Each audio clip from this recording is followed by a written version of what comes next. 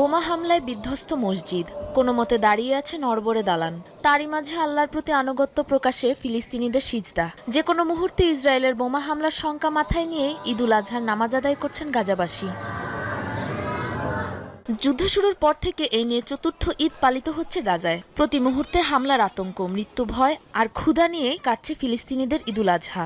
নিজের জীবন ছাড়া কোরবানি দেওয়ার মতো কিছুই নেই উপত্যকাবাসীর। যুদ্ধের মাঝে 4টি ঈদ চলে গেল, এখন আমরা আহতদের খবর ছাড়া কিছু শুনি না। যুদ্ধবিমান, ট্যাঙ্ক ছাড়া কিছু দেখি না। কোরবানি দেয়া তো দূরে থাক, নিজের জীবন বাঁচাতেই প্রতি মুহূর্ত যুদ্ধ করছি। আগে ঈদের সময় আনন্দে ঝলমল করত চারদিক। বাচ্চাদের জামা কাপড় কিনতে নিয়ে যেতাম, বাড়ি বাড়ি কোরবানি হতো, মজার মজার রান্না হতো। এখন এসব স্বপ্নের মতো থাকে। গাজায় আগ্রাসনের প্রভাব পড়েছে ফিলিস্তিনের অন্যান্য অঞ্চলেও।